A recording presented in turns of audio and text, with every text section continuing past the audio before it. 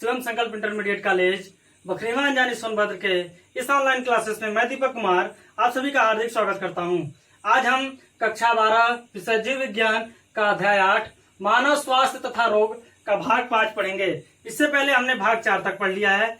हमने जीवाणु, विषाणु और कवक जनित रोगों के बारे में जाना, रोग जनक के बारे में जाना तथा उन रोगों से संबंधित रोग ट्रिक के बारे में जाना। एक आसान सा ट्रिक हमने सीखा जिसमें हम आसानी से जीवाणु जनित, कवक जनित, विषाणु जनित और प्रोटोजोआ जनित रोग क्या हुआ हम आसानी से पढ़ लेंगे। आज हम देखेंगे हेलमिंथिस से होने वाले रोग। हेलमिंथिस से होने वाले रोग,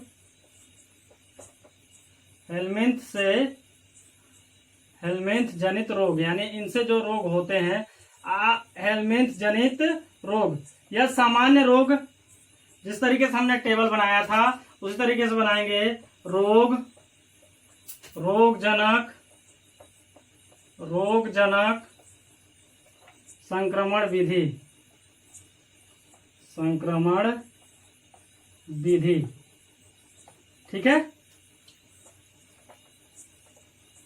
क्रम संख्या रोग जनक संक्रमण विधि। इस तरीके से आप चार्ट बना लेंगे जिस तरीके से हमने सब में बनाया हुआ है तालिका। इस तालिका को बनाने के बाद क्रम संख्या 1 में सबसे पहले हेलमिंथ से होने वाले रोग के बारे में हम जानेंगे। एस्केरिएसिस,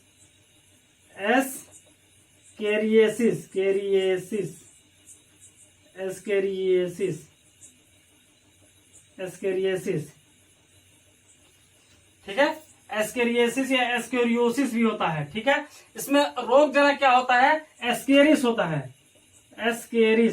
एस्केरिस एक ऐसा हेलमिंथ है, ठीक है, जो एस्केरियोसिस नामक रोग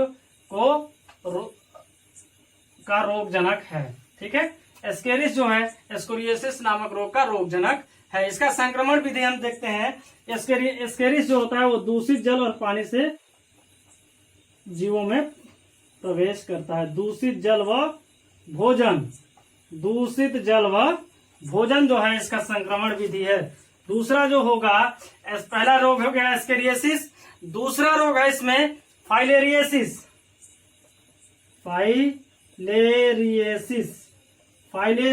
में रोग जनक होता है वुचेरिया,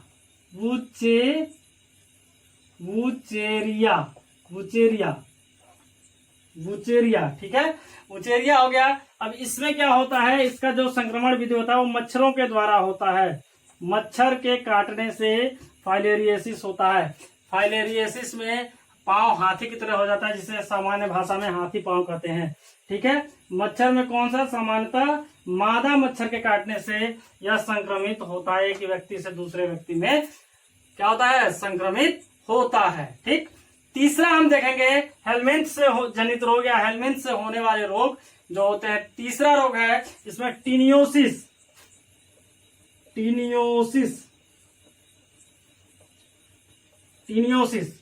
ठीक है। टीनियोसिस ऐसा है, टीनियोसिस। अब टीनियोसिस जो होता है वो टीनिया नामक हेलमिंथिस के कारण होता है। इसका रोग जनक है टीनिया। और इसका भी क्या कहते हैं, जो यह किसमें पाया जाता है? संक्रमण विधि इसका क्या है? तो संक्रमित सुअर के आंत में पाया जाता है। संक्रमित सुअर के आंत में पाया जाता है। आंत में यानी कि उसके इंटेस्टाइन में पाया जाता है। और उसका जो मांस खाता है उस मांस खाने से वह क्या होता है? एक व्यक्ति से दूसरे व्यक्ति में स्थानांतरित या संक्रमित होता है, ठीक है। इस तरीके से हम इनको लिख लेंगे। हेलमिंथिस जनित रोग मुख्यतः ये 3 रोग हैं जो आपके पाठ में हैं, जो एग्जाम में पूछे जा सकते हैं। तो आप इनके रोग का नाम, रोग जनक का नाम और संक्रमण विधि जिस तरीके से यह टेबल के साथ बनाया गया है तालिका, इस तालिका को आप अच्छे से अपने कॉपी में बनाते रहेंगे। अब हम थोड़ा सा मानव में होने वाले सामान्य रोगों के बारे में पढ़ेंगे। सबसे पहला रोग है मलेरिया। आप हेडिंग डाल लीजिए, मलेरिया। पहला रोग है मलेरिया, ठीक है, मलेरिया।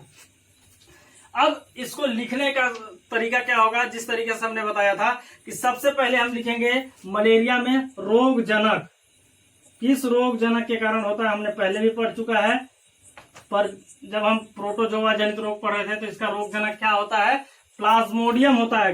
अब हमेशा आप ध्यान दीजिएगा कि मलेरिया का रोग जनक प्लाज्मोडियम होता है। अगर मल्टीपल चॉइस क्वेश्चन में आया और मच्छर भी दिया हुआ है, प्लाज्मोडियम भी दिया हुआ है, तो आप ध्यान नहीं देंगे तो क्या करेंगे, मलेरिया किससे होता है, मच्छर के काटने से होता है, तो रोग जनक क्या हो जाएगा, मच्छर हो जाएगा। ये कतई गलती मत करिएगा आप। रोग जनक हमेशा क्या होता है, इसका प्लाज्मोडियम होता है। किसका, मलेरिया रोग का रोग जनक प्लाज्मोडियम होता है।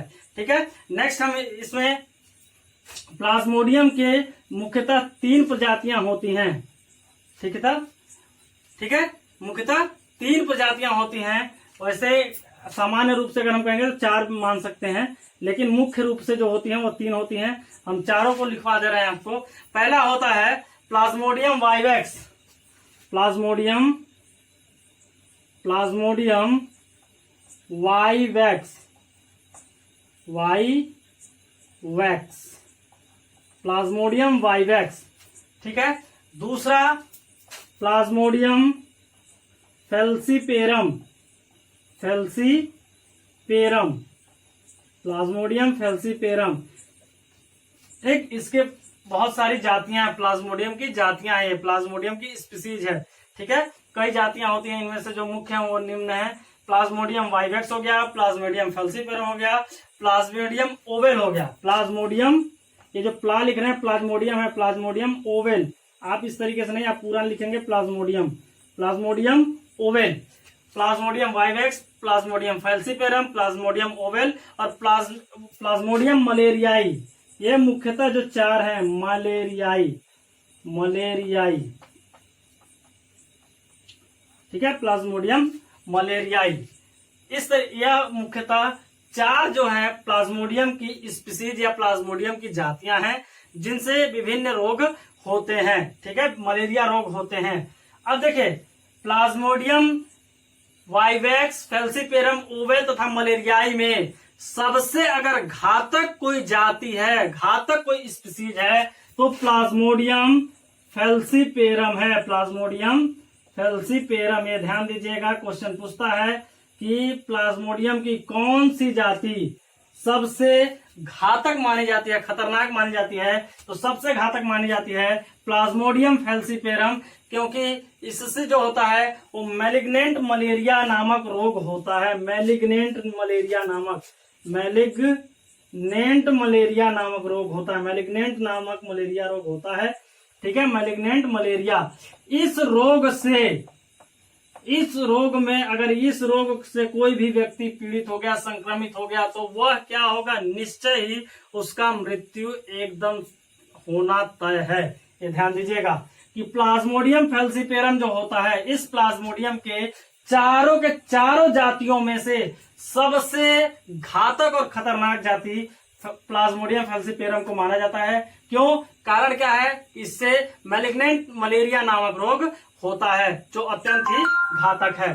ठीक है, नेक्स्ट हम देखेंगे इसके रोगवाहक के बारे में। ये तो रोग जनक था मलेरिया का। अब मलेरिया का रोगवाहक कौन होता है, मलेरिया का रोगवाहक जो होता है, रोगवाहक या रोग जनक था, रोगवाहक, मलेरिया रोग का रोगवाहक जो होता है वह है मच्छर।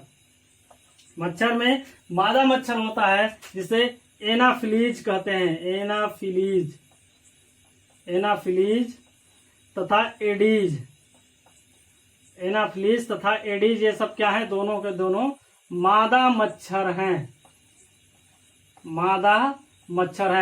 इन दोनों मादा मच्छर के द्वारा मलेरिया रोग एक संक्रमित व्यक्ति से दूसरे संक्रमित व्यक्ति में या दूसरे अच्छे व्यक्ति में चला जाता है। जो संक्रमित नहीं है उस व्यक्ति में भी यह रोग फैलता है। ठीक है, अब हम देखेंगे इसकी संक्रमण विधि किस तरीके से होती है। ठीक है, संक्रमण विधि किस तरीके से होती है, आप यानी कि सीधे सीधे प्लाज्मोडियम का, हमने आपको पीडीएफ के माध्यम से प्लाज्मोडियम का जीवन चक्र दिया हुआ था। ठीक है, संक्रमण प्लाज्मोडियम का जीवन चक्र देखेंगे। प्लाज्मोडियम के जीवन चक्र में हमने आपका इसको आप पीडीएफ आपको पहुंचा दिया है। इसके जीवन चक्र में हम देखेंगे सबसे पहले मच्छर जो है रोगवाहक है, हमने बता चुका है कि हमारे द्वारा बताया जा चुका है कि देखा सुप्रभात प्यारे बच्चों। शिवम संकल्प इंटरमीडिएट कॉलेज बखरीवान जानी सोनभद्र के इस ऑनलाइन क्लासेस में मैं दीपक कुमार आप सभी का हार्दिक स्वागत करता हूं। आज हम जीव विज्ञान कक्षा 12 अध्याय 8 मानव स्वास्थ्य तथा रोग का भाग 5 पढ़ेंगे। आज हम प्लाज्मोडियम के जीवन चक्र के बारे में जानेंगे। जैसे हमने पढ़ा कि मलेरिया रोग का रोग जनक क्या होता है, प्लाज्मोडियम होता है, और रोग वाहक क्या होता है, मच्छर होता है। ठीक है, तो प्लाज्मोडियम जो है उसमें एक जीवाणुज यानी कि जीवाणुज नामक परजीवी होता है जिसको स्पोरोजोइट्स के नाम से भी जानते हैं। स्पोरोजोइट्स के नाम से भी जानते हैं। ठीक है, स्पोरोजोइट्स या जीवाणुज यह एक प्रकार का परजीवी है जो प्लाज्मोडियम में पाया जाता है। ठीक, जिसका वाहक मच्छर होता है, मच्छर के लार ग्रंथि में पाया जाता है।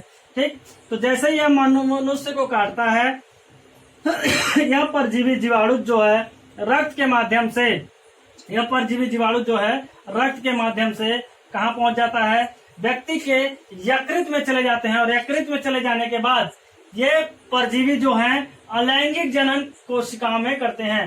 यकृत की कोशिकाओं में अलैंगिक जनन की प्रक्रिया करते हैं। अलैंगिक जनन यानी कि एकल जनक से दो संतति का निर्माण करते हैं, और इस तरीके से एक कोशिका क्या हो जाती है, टूट जाती है। टूट जाने के बाद यह दो भागों में, यहाँ पर पुनः लाल रुधिर कणिका में, यहाँ आरबीसी लाल रुधिर कणिका में पुनः अलैंगिक जनन की प्रक्रिया होती है, और यहाँ पर युग्मक का निर्माण होता है। इस युग्मक से नर तथा मादा युग्मक निकलते हैं, और यह नर तथा मादा युग्मक मच्छर परपोषी में फिर से जब यह से कोई दूसरा मच्छर काटता है तब जाकर के इस परपोषी से यह नर और मादा युग्मक का निर्माण होता है। और इस नर और मादा युग्मक जब आपस में मिलते हैं, संलयित होते हैं, तो आप जानते हैं कि निषेचन की प्रक्रिया संपूर्ण होती है। और जैसे ही निषेचन की प्रक्रिया पूर्ण होगी, निषेचन होगा, मच्छर के लार ग्रंथि में यह जीवाणु स्पोरोजोइट्स पुनः उपस्थित हो जाएंगे, और इस तरीके से प्लाज्मोडियम का जीवन चक्र चलता रहता है। ठीक है, अब हम थोड़ा सा देखेंगे मलेरिया के लक्षण के बारे में। मलेरिया रोग का लक्षण क्या क्या है? ठिठुरन के साथ, ठंडेपन के साथ, ठिठुरन के साथ बुखार आना, 2 से 3 दिन के अंतराल में यानी 24, 48 या 72 घंटे के अंतराल में बुखार आना, ठंडी लगना, कपकपी लगना। ठीक है, ये क्या है, मलेरिया के सामान्य लक्षण है। मलेरिया रोग से बचाव क्या हो सकते हैं? हम अपने आसपास वातावरण और अपने शारीरिक स्वच्छता का ध्यान दें। जो भी गड्ढों में पानी है उस गड्ढों को अच्छे से भर दें। पुराने कूलर, टायर और जो भी जहां भी पानी एकत्रित होता है उस पानी को वहां से हटा दें। ठीक है, अपने आसपास साफ सफाई रखें। साफ सफाई रखने से मच्छर उत्पन्न नहीं होंगे। मच्छर उत्पन्न नहीं होंगे तो इसका रोग वाहक उत्पन्न नहीं होगा, यानी एक स्थान से दूसरे स्थान तक रोग उत्पन्न नहीं होंगे। ठीक है, आज हम इतना ही पढ़ेंगे, बाकी नेक्स्ट वीडियो में पढ़ेंगे। तब तक के लिए धन्यवाद आपका।